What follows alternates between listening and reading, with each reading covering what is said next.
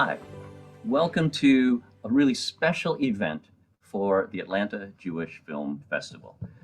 I'm Richard Newport. I teach movies at the University of Georgia. One of my special areas is French cinema. And for many years now, I've been invited to come to introduce films, speak with guests at the marvelous Atlanta Jewish Film Festival. I want to thank all the staff there, especially Amy Levin and Matthew Bernstein, my buddy, and Kenny Blank for having me involved for all these years. Wow, today, as I mentioned, is very special. Donc, we will now move over into French. It'll be subtitled as well. So, heureusement, aujourd'hui, nous avons la chance de parler avec la peintre, animatrice, réalisatrice Florence Miele autour de son film génial La Traversée, The Crossing. Merci. Now, The Crossing, c'est son premier long métrage après une carrière très distinguée, y compris avec des films d'animation courts, La Hammam, Scheherazade, Les Oiseaux Blancs, Les Oiseaux Noirs, parmi beaucoup des autres. Donc, Madame Miele, bienvenue virtuellement à la Géorgie et l'Atlanta Jewish Film Festival. Et avant de commencer, je dois expliquer à tout le monde que le festival international d'animation le plus important du monde est celui de Annecy. Et votre La Traversée, The Crossing, a gagné le Jury Prize cette année, parmi d'autres prix, d'autres festivals qui continuent. Et bravo. Donc, bienvenue, madame. Merci beaucoup à vous de m'accueillir, virtuellement en tout cas. Oui, malheureusement. Mais pour commencer, pouvez-vous expliquer un peu votre trajectoire entre la formation dans l'école des beaux-arts et votre entrée dans le monde de l'animation? Alors, effectivement, j'ai commencé à l'école, à l'ENSAD, École nationale supérieure des arts décoratifs, qui à l'époque n'avait pas de section animation à proprement parler. Donc, j'ai commencé avec une carrière plutôt vers la peinture et la gravure, vraiment la gravure dans une spécialisation gravure. Ensuite, j'ai fait de la peinture et j'ai commencé à faire de l'animation 10 ans après être sortie des arts déco, à la suite d'une rencontre avec un peintre et animateur qui s'appelait Robert Lapoujade, qui faisait des courts-métrages, beaucoup de recherches et de films aussi. Et une rencontre aussi avec un producteur avec lequel j'ai fait mon premier film, Mamam. Et c'est vrai qu'une fois tombée dans l'animation, j'y suis restée. Donc, c'est beaucoup des gens dans le champ de l'animation qui ont commencé avec la peinture, mais c'est l'art kinétique qui est fascinante pour eux. Donc, vous êtes dans une histoire assez riche, surtout dans le cinéma français, des gens qui commencent dans des écoles de beaux-arts pour entrer dans le cinéma d'animation. C'est bien. Ouais, comme beaucoup de autres avant. Ben, pouvez-vous expliquer un peu votre technique parce que c'est très personnel, c'est très artisanal, c'est un peu différent. En Amérique, c'est assez rare travailler avec des plaques de verre et tout ça. Est-ce que vous pouvez expliquer un peu votre technique? Oui, effectivement, c'est une technique d'animation directe sous la caméra, c'est-à-dire que et c'est fait à la peinture à l'huile. Et ça veut dire que contrairement à l'animation plus classique, où tous les dessins vont être faits à l'avance et ensuite filmés, maintenant ils sont souvent faits aussi sur l'ordinateur.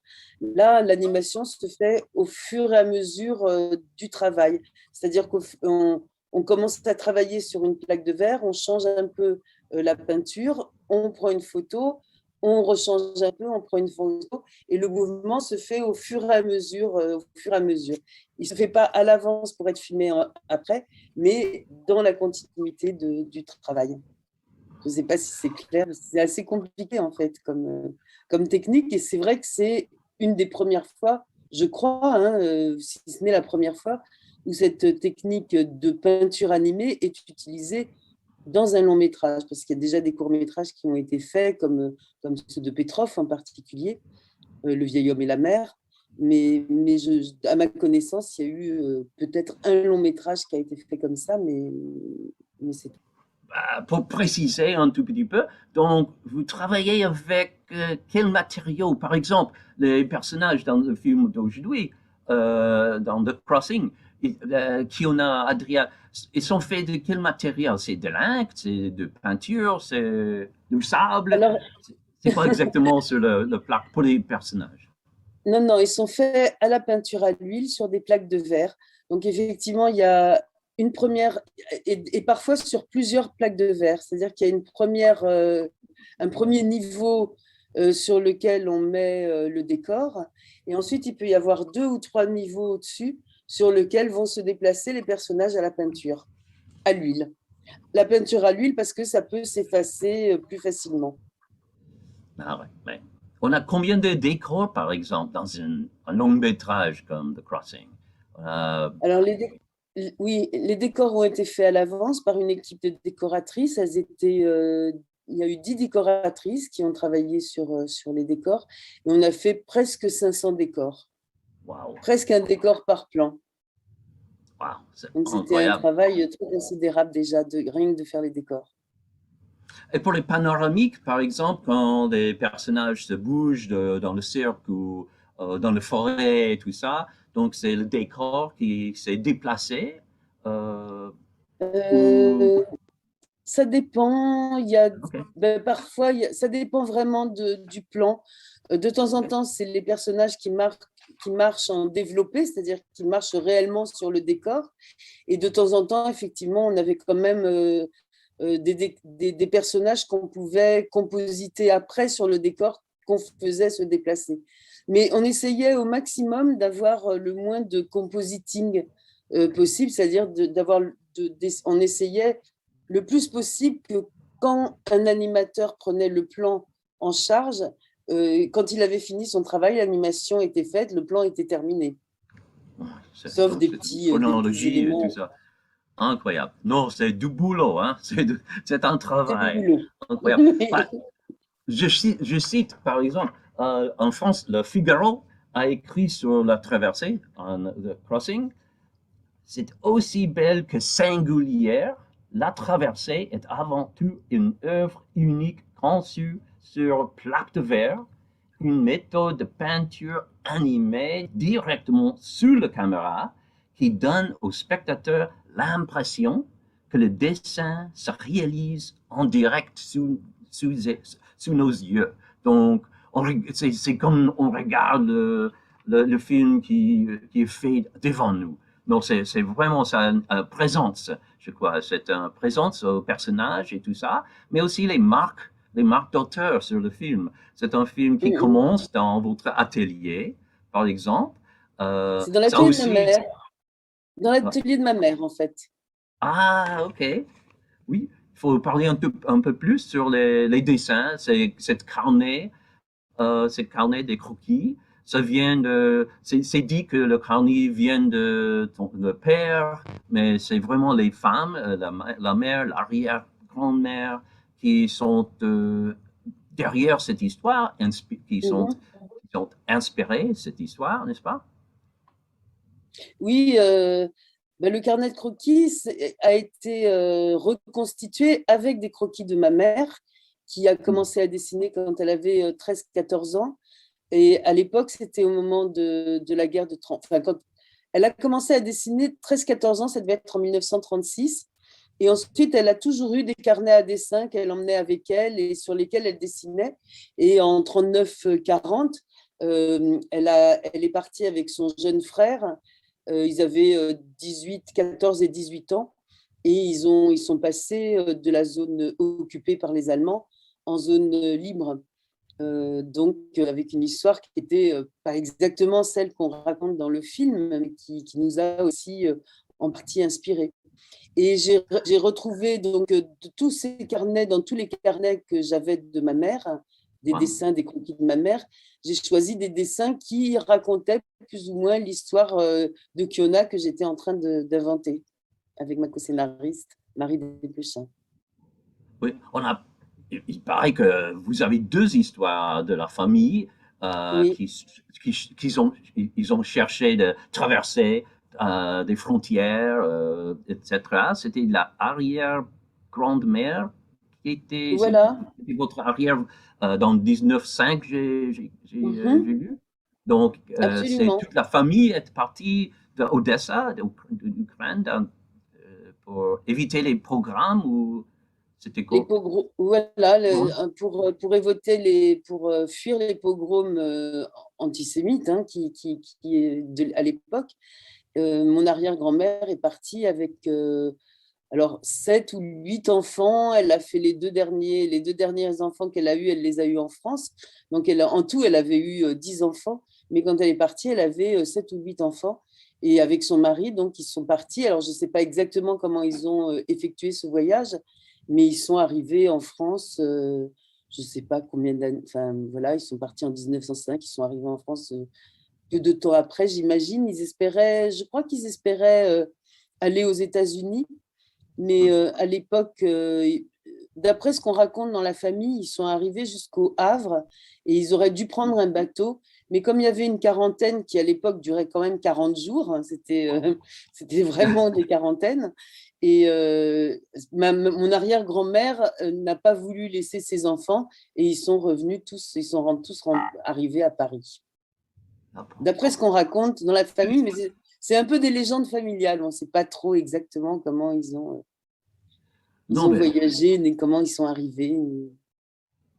donc vous avez des deux histoires familiales extraordinaires qui inspirent le film, mais vous, avec Marie Desplechin, vous avez décidé faire un film qui n'est pas tout à fait de votre femme, sur votre famille, mais inspiré par ces idées de il faut fuir, il faut se bouger de temps en temps. Oui. Donc, c'est plus général qu'une une histoire de famille. Pourquoi le laisser comme pourquoi écrire cette histoire, ce récit, pour être sur des jeunes qui fuient au lieu de votre famille.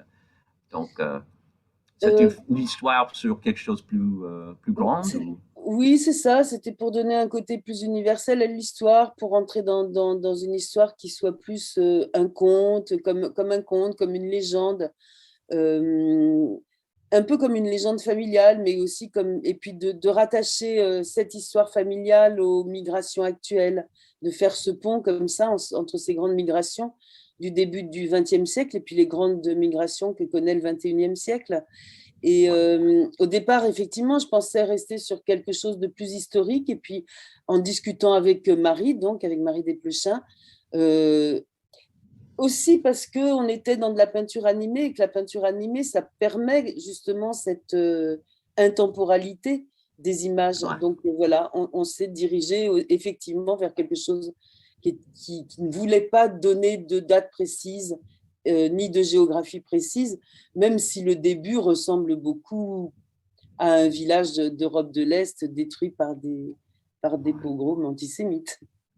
Oui, on a la réalité des problèmes et tout ça, mais on a des endroits un peu imaginaires. Alors, par exemple, le village Novi Varna, et Lower Batali et tout ça, c'est une moitié russe, une moitié Bulgarie, c'est une moitié... Oui, donc, OK. Non, non, on a même ce plan pour, pour, pour suggérer où est-ce qu'on doit aller. Oui. Euh, mais aussi des personnes, des personnes ethniques. On a les Yeltsin, le Austélien, Skanderberg, sont tout à fait fictifs ou...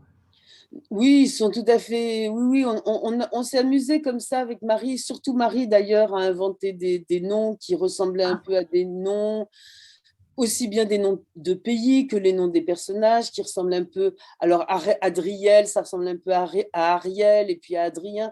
Donc, on faisait un peu des mélanges comme ça.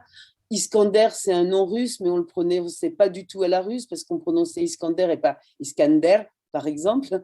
Et puis les noms des pays aussi, on brouillait. Alors, Novi Varna, c'est en Roumanie, je crois. Les Yelzides, c'est en.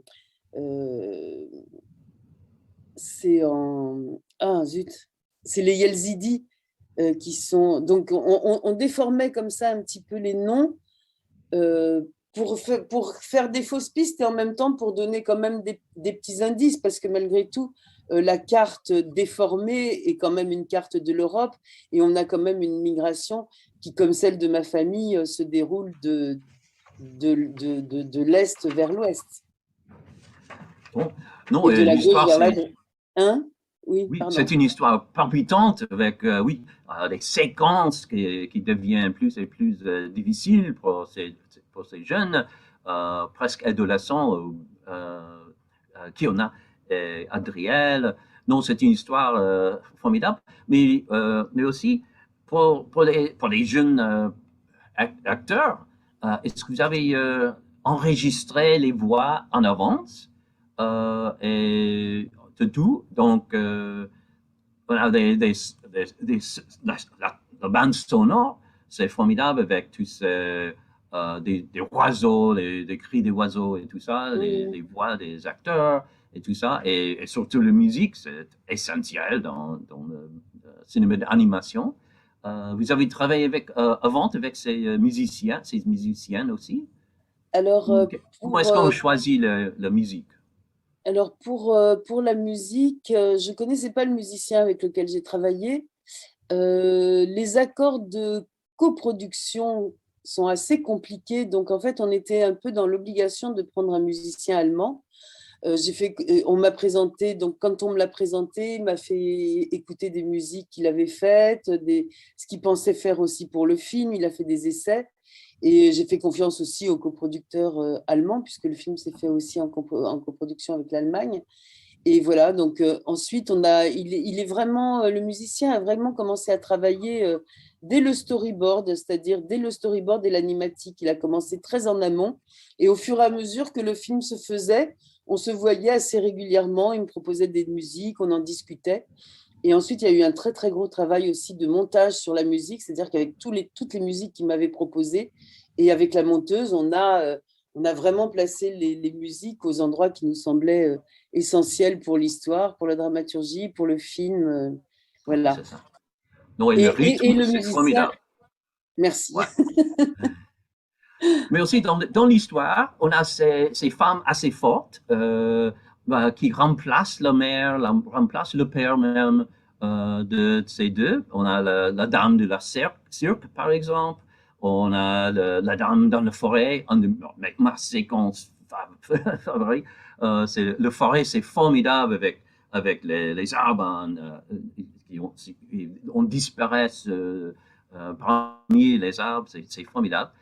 Mais pour vous, c'est un peu un film sur les femmes qui aident les autres ou... Je ne l'ai pas pensé comme ça, mais enfin, il y a quelqu'un qui m'a dit effectivement il n'y a pas très très longtemps que se substituait effectivement à la mère de Kiona des femmes très fortes.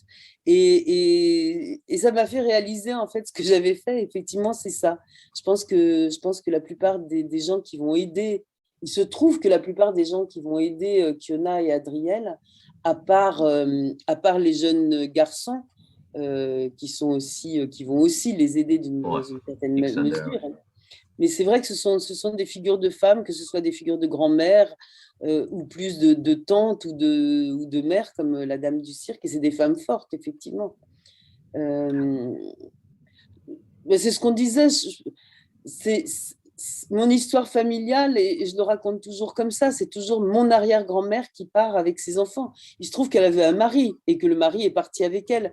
Mais je pense que dans ma famille, toute la famille de ma mère, sa grand-mère et ses oncles et tantes, enfin, il y avait trois hommes, il y avait trois garçons et sept filles parmi les enfants, et c'était toutes des femmes qui étaient très fortes, quoi, des femmes très fortes. Et ma mère était aussi une femme très forte, donc tout ça, ça a dû m'influencer quand j'écris dans la façon dont on a écrit le film aussi avec Marie. oui. Et Mais c'est ici, c'est important. Kiona qui est le centre de l'histoire. C'est elle Oui, qui ne reste pas toujours. Il faut toujours aller, il faut toujours aller plus fort. C'est elle qui est au centre de tout, au lieu d'Adriel qui change même un peu, est un peu flou, un peu perdu. Euh, mais à la terminaison, c'est toujours ces carnets dans les mains de Kiona, c'est l'art et la fortitude de Kiona qui triomphe, qui est de cette terminaison heureuse. Mais c'est aussi un peu, à la fin, elle pense des autres, des gens qui sont perdus. Elle attend toujours, j'espère que, on a l'espérance, j'espère qu'un jour, je vais trouver mes parents, mes amis dans mon carnet et tout ça. Non, c'est formidable, ça boucle le film très très bien. C'est un film un peu, oui, c'est joyeux, joyeux et aussi en même temps un peu triste à la fin parce que elle est, on ne sait pas où. C'est un peu comme Persepolis. Donc, elle est là, mais on a perdu beaucoup pour y être. Et Elle a la perdu beaucoup terminaison de pour choses en vous, hein, route. ouais. Donc, la fin pour vous, c'est un fin triomphale. C'est un fin avec, elle a perdu, elle a gagné. Je pense que c'est pas complètement une fin triomphale parce que, enfin, oui et non, parce qu'en fait, la fin, elle renvoie aussi au début, c'est-à-dire que le début, pour moi, c'est l'atelier de Kiona. Kiona est devenue peintre.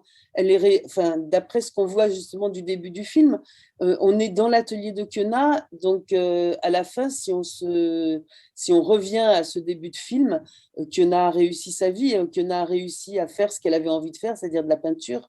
Et peut-être que le chemin qui lui restait à faire entre le moment où on la voit passer la frontière dans la fin de la traversée, il va encore être long avant d'arriver à faire de la peinture et d'arriver à faire ce qu'elle a envie de faire. Mais en tout cas, quelque part, c'est quelqu'un qui est arrivé. Mais à qui il reste malgré tout la tristesse de tous ceux qu'elle a perdus en chemin, et elle le dit, quoi. Et, et je pense que c'est il y a pas très longtemps, enfin, je montre beaucoup le film à droite à gauche et on m'a raconté l'histoire d'une femme qui, en Israël, qui a 80 ans, quelque chose comme ça, et qui est une rescapée de la Shoah et qui disait la même chose que dit Kiona, c'est-à-dire qu'elle attendait toujours d'avoir des nouvelles des gens qu'elle avait perdus. Et je pense que c'est quelque chose qu'on n'arrive pas à refermer quand il nous arrive ce genre de choses, quoi. Oui, c'est ça. Nous, on a des couleurs très, très fortes et formidables, mais on se termine avec le noir et blanc dans le carnet, donc on a des deux mondes, c'est formidable. Et pendant le film, on a des couleurs qui se changent aux dispositions, je crois, de qui on a. Elle est contente, on a des couleurs, sinon c'est presque noir et blanc. On a toujours des oiseaux qui témoignent tout. C'est quelque chose de votre œuvre qui retourne. Et je vais demander, c'est bien faire un film d'animation en France aujourd'hui. C'est difficile. C'est pas comment le trouver, chercher des producteurs. Est-ce que c'est un film français, un film européen pour vous? Donc, Ah, je pense que c'est un film français avec des coproducteurs européens, tchèques et allemands. Mais je crois que le moteur du film et l'impulsion du film, c'est vraiment en France que ça s'est arrivé, quoi, que ça s'est produit. Je pense qu'on a, oui, la France aide. Je pense que c'est quand même plus facile peut-être qu'ailleurs en France de faire ce type de film, parce que la France, à travers le CNC, le Centre national de la cinématographie, est à même d'aider les films d'auteur, les films qui ne sont pas des films commerciaux. Donc, je ne suis pas sûre que dans d'autres pays, ce soit aussi facile de faire ce type de film, enfin, très particulier, quoi, formidable. très à Ouais. part dans la production, même dans la façon de le produire. Oui, la France, c'est le troisième dans le monde maintenant. La France, Ouais. pour le cinéma d'animation, c'est très fort. Et ma dernière question, est-ce que vous avez une séquence préférée de laquelle vous êtes le plus fier dans ce film? Ben, Je crois que je pense que c'est quand même la séquence. Alors, il y a enfin, je dirais deux séquences quand même. Comme vous, j'aime beaucoup le passage sur la forêt. Ah, c'est Mais je formidable. suis assez fière du tout. Enfin, je trouve c'était étonnant d'arriver à faire ce film, quoi. C'était vraiment tellement difficile à faire que je suis assez fière d'avoir réussi à faire ce film en entier.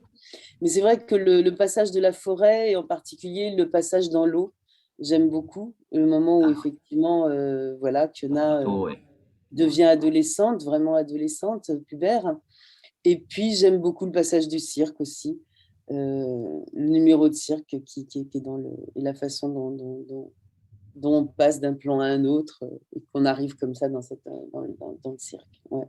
Ouais, non, merci. Et même quand Kiana dans la forêt, c'est le printemps et il prend une bain dans le petit pond dans l'eau. C'est un peu presque comme un des premiers films d'animation d'Émile Renaud. C'est un peu Oui, staccato et tout ça. C'est formidable. Ça me retourne dans l'histoire du cinéma d'animation. Non, c'est vraiment un film fort. J'aime bien, je suis fier de parler avec vous aujourd'hui. merci, Et merci pour beaucoup. terminer, je dois parler en anglais un tout petit peu. We want to thank everyone for having watched this beautiful film, for attending the interview with Florence Miel, and thank everybody at the Atlanta Jewish Film Festival for this opportunity. It's a great film. This movie is going to be premiering in New York as well in February. You'll be hearing a lot more of it, I think, in the coming days. Alors, J'espère. merci Florence, c'était formidable. Et au cinéma, hein? Merci à vous et puis bah, bon festival. Je souhaite le meilleur au festival, le Merci. meilleur possible. It's a marvelous, huge film festival. C'est formidable. All right, thank you for participating. Alors, okay, goodbye everyone. Thank you. Merci. Au revoir. Merci, au revoir.